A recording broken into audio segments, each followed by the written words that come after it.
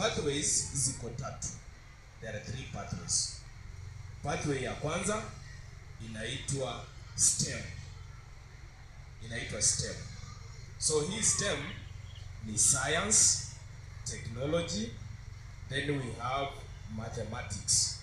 Hizi science zote ziko under STEM. For example, high school, ukiwa high school ulikuwa unasoma physics, unasoma biology, unasoma chemistry. Sivyo? Ndio maana tunasema na maths ukumbuke iko hapo. So hiyo ni STEM pathway. So mwanafunzi akifanya vizuri, nasikia ameenda pathway ya STEM. Tuko pamoja hapo. Kuna pathway nyingine inaitwa social sciences. Social sciences ni kwa mfano kuna history, kuna CRE, kuna Hindu, wale wanafanya Hindu, kuna Islamic na kuna business studies. Iko under social sciences. Tuko pamoja mpaka hapo? Pathway ya tatu ni arts and sports science. Arts and sports science. Hii ni kama gani? Tukiwa primary ama the former 844 system, ulikuwa unasikia kuna PE. Hii PE sio vile ilikuwa kitambo. Saa hizi it is a professional body ambayo ina deal na physical education. Ukija hapa hii university utaona kuna hiyo inaitwa hiyo ni ya PE, hiyo masomo ya PE. Unakuja university kusomea PE. So sio tunakuja university kurukaruka, hapana. It is a professional learning area ambayo iko na very many fields of study. So hapo ndio unapata pia kuna watu ambao wanafanya kazi hapo. Kama physiotherapy utawapata wako. Kama for example those people who work in the gym utawapata wako hapo. Watu ukisikia muscle pull imefanya nini, kuna watu wanafanya kazi hapo. Kenya yetu tumebarikiwa, tuko na viongozi, tuko na watu ambao wanakimbia, wakimbiaji sio? Like who is your favorite for example? Yule ambaye anakimbia vizuri. Akikimbia kule kwa uwanja, kuna mtu anamwangalia. Kuna mtu anamwangalia lishe, amekula nini ndio aende kukimbia. Kuna mtu anamwangalia mwili wake ukoje, muscles ziko sawa sawa. Kama ako na injury kuna mtu anamtibu. So arts and sports science is also another field ambayo iko kwa hiyo pathway. So for you to go to these pathways, kuna criteria ambayo serikali inatumia. For example, let's say you are very good in mathematics. Nataka mnipate, you are very good in mathematics. Alafu hapa hivi tunafanya somo linaitwa integrated science. You are very good in integrated science. Then kuna maybe hapo kwa CRE unapata mtoto ako sawa. According to you, unafikiria serikali itamweka pathway gani?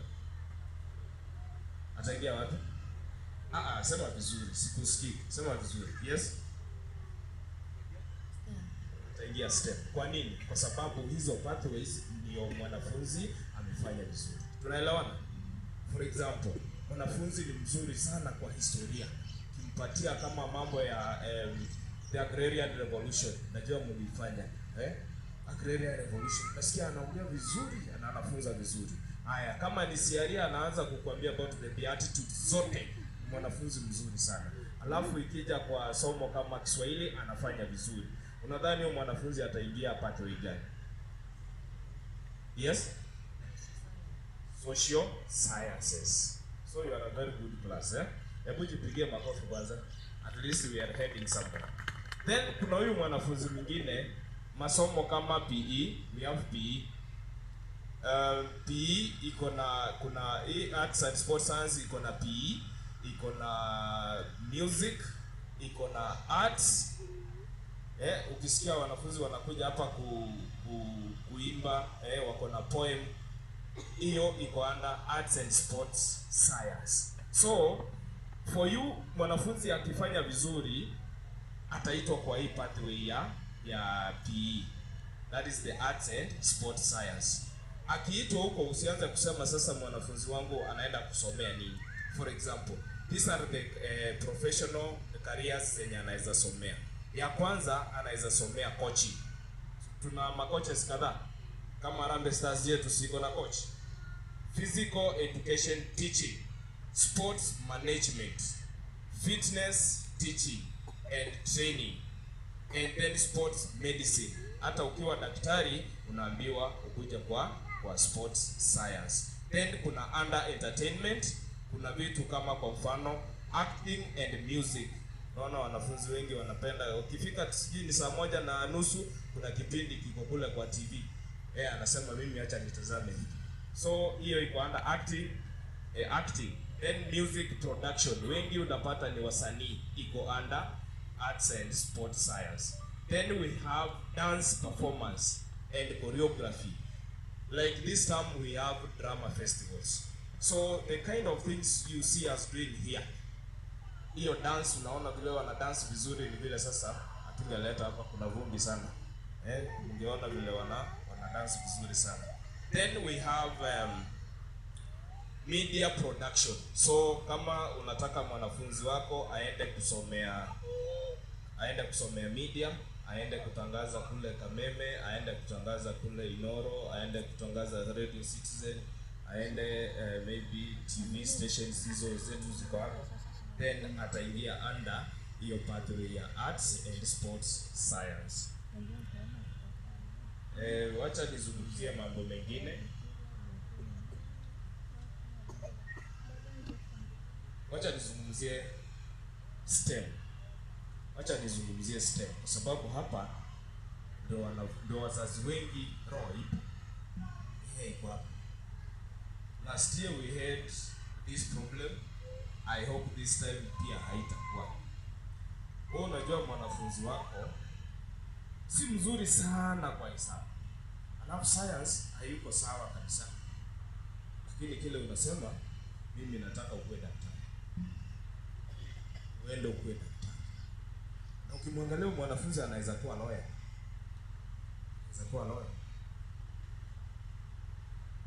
So wewe unamforce unasema bana nataka uende nasi. So these are some of the qualifications zenye zinafaa mwanafunzi akuwe sawa. Hesabu awe sawa. Ni mtu ambaye akiona hesabu hata ashaona jibu.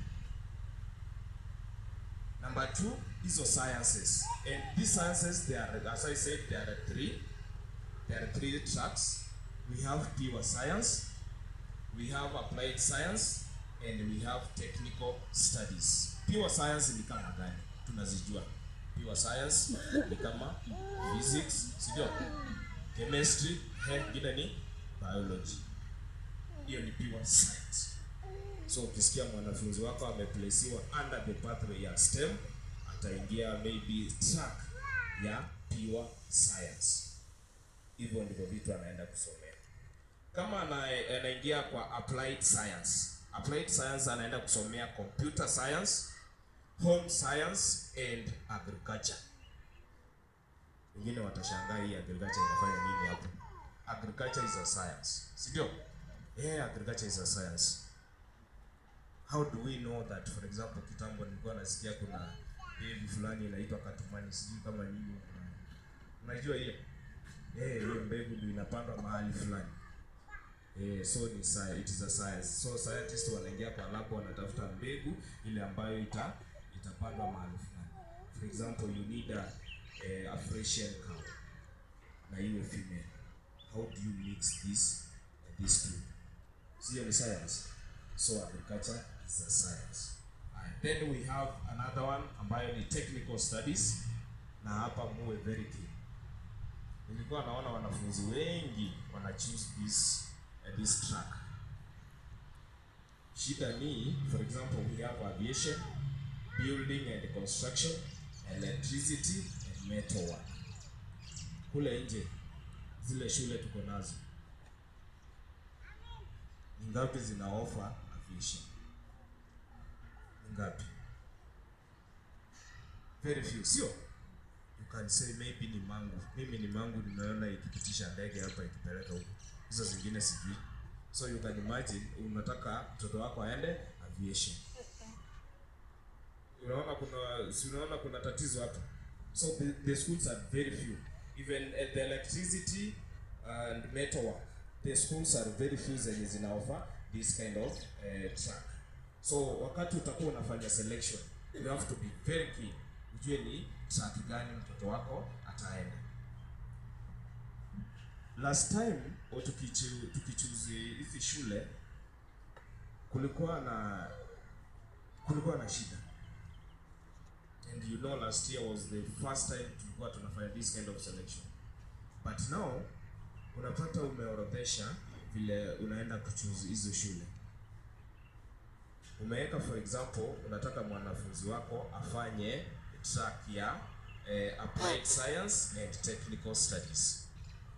Sasa shida ni unapata hii shule kama ni applied ama technical, unapata hiyo shule ziko maybe 5 ama 6 in the whole country. Na mwanafunzi amefanya nini? Ameichoose. System haiwezi enda through kama hujamaliza hiyo track, kama kuchoose hizo shule. That's why ulikuwa unasikia wanafunzi wanasema, mimi mbona mtoto wangu amepelekwa sijui Moyale. So utapata kuna shule Moyale, ingine iko Kisumu, ingine iko Mombasa, ingine iko maybe Limuru. Sasa labda ameangukia wapi?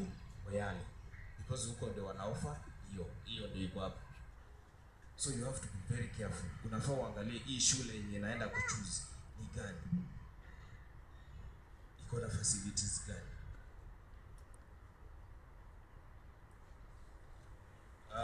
Tuendelee. Let me talk about categories of schools. Hizi shule ziko hapa nje ziko na categories. Category ya kwanza saa hii tunaita C1. C1 ni the former national schools. Kwa mfano kuna Mangu, sivyo? Kuna Alliance, si ndio? Kuna Starehe, ngine ni gani? Yes? Former national schools. Yes, Maseno School, yes. Mary Hill Girls, Lenana, those are the schools under C1, the former national schools. Saizi haziitwi national schools, zinaitwa C1. So ukisikia mtoto anachoose shule gani ama ameitwa shule gani, anaenda C1 ama C2 ama C3 ama C4. So hizo C ya kwanza ni the former national schools ambazo tumesema ni C1. Number 2 kuna C2.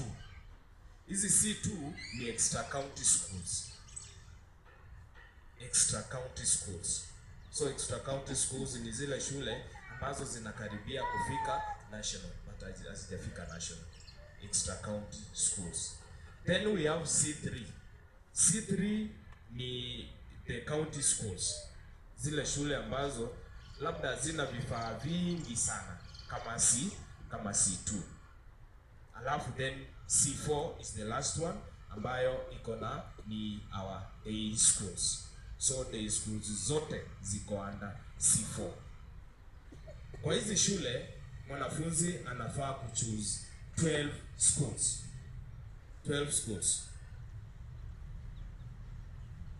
The 12 schools kuna zile anafaa kuchoose zikiwa within the county. Mahali ambapo mtoto anakaa within the county.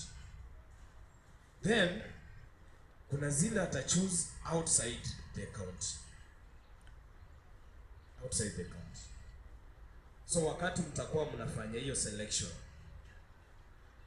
ensure your presence itakuwa hapa. Utakuja hapa, mtakuwa na mwalimu, mtakuwa mnachoose na yeye. Ndio usiseme huyu mwalimu mbona ameniwekea hii shule na mimi sikuwa nataka hii shule.